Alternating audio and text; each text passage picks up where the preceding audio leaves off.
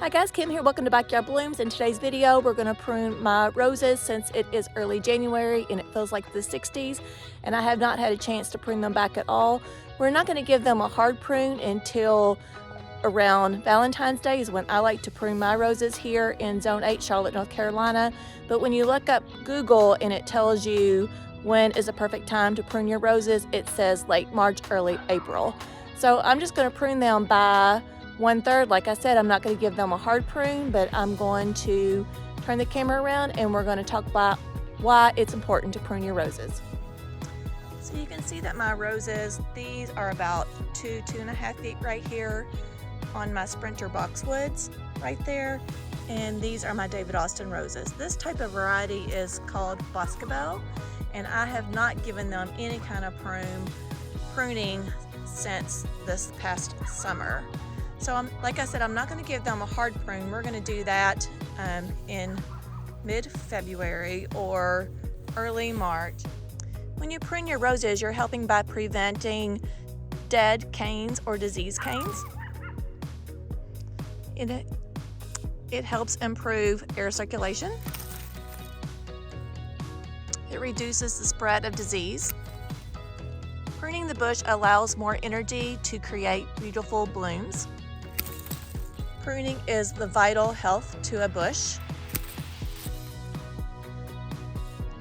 It encourages your rose bush to grow prolifically and fill in fast.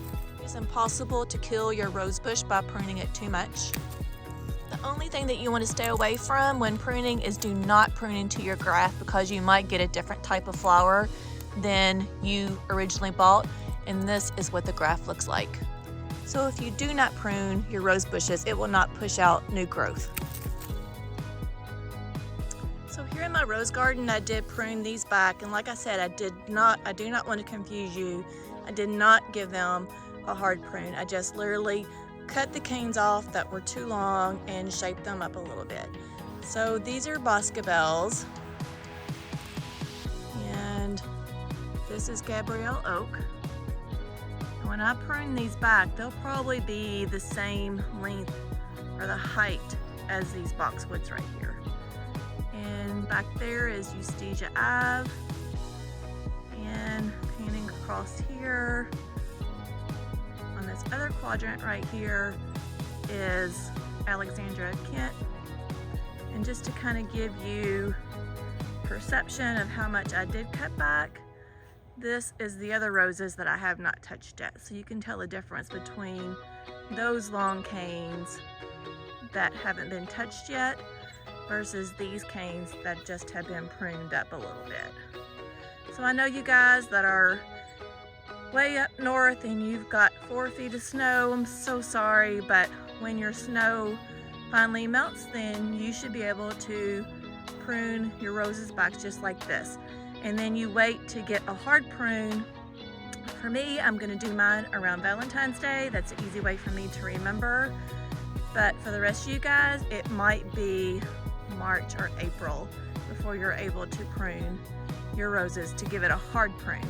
And like I said, giving it a hard prune gives the roses more energy to give you more prolific blooms.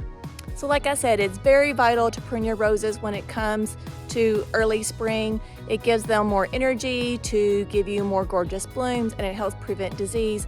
And I'm gonna have some great tips when it comes to early spring when I give my roses a hard prune that I will be able to give you as well, so you will have great blooms in your garden. Bye guys.